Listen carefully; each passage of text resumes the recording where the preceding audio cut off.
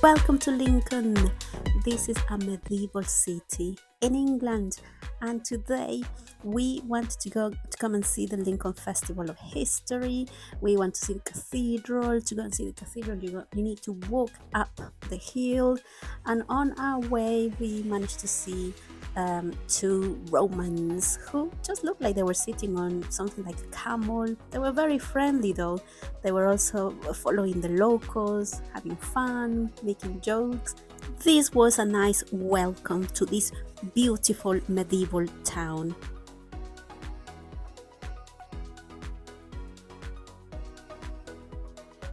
A little further up the hill, we came across a fudge making shop. Fudge is a traditional English sweet, and we stopped to watch a lady preparing it by hand. The warm, sugary smell drifting out of the shop was impossible to ignore and made the whole street smell delicious.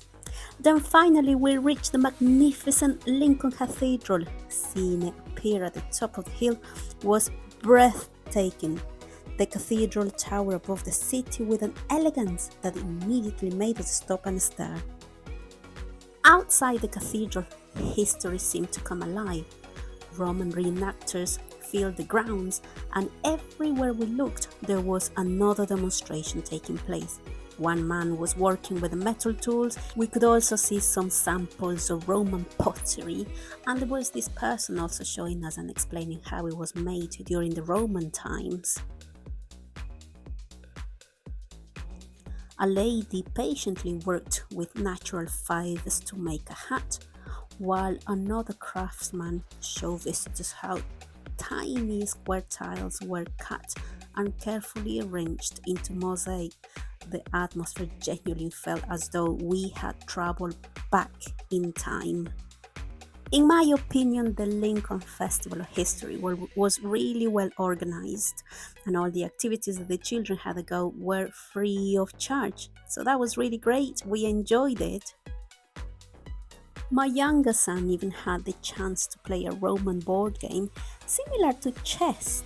The board was larger, around 10 by 10. I think chess is 8 by 8 squares. And the Roman play explained that the game was designed to teach military tactics and strategic thinking.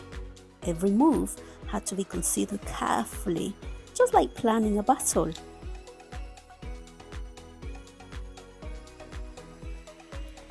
At last, we got to see the cathedral.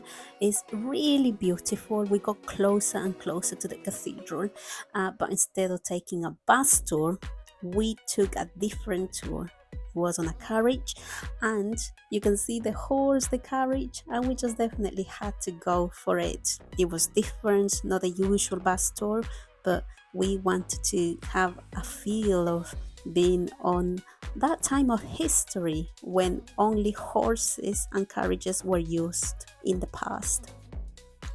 This tour lasted for about 10 minutes. It cost per person £7.50, and the children paid the same price as an adult. It was short, but it was memorable. Definitely going through these historic streets by a carriage somehow it suited the city perfectly.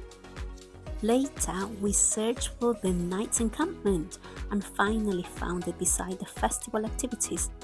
We were allowed to try on some of the armor, including the heavy metal layer worn underneath.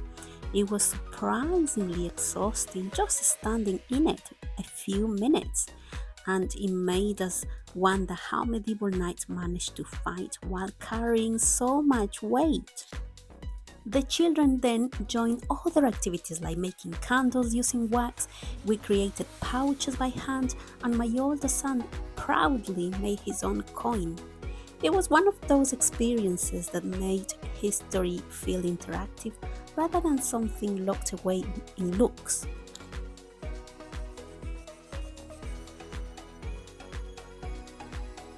We returned once more to the cathedral grounds, where sheep were quietly grazing outside the cathedral. The beauty of the architecture was overwhelming. At nearly 950-year-old, the building still feels majestic and carefully designed. Walking through its enormous halls and stone corridors felt almost unreal. The stone columns rise like trees into a ceiling of arches and carved ribs, drawing your eyes upwards. Light filters through stained glass, changing with the weather and giving the vast space a quiet, shifting atmosphere. For more than 900 years, this cathedral has been a place of worship, pilgrimage, and gathering. After a fire in the 12th century, it was rebuilt on an ambitious scale and for a time was considered the tallest building in the world. Walking through the nave toward the choir, you move through layers of English history, Norman foundation, Gothic architecture, Victorian restoration, and marks left by centuries of visitors.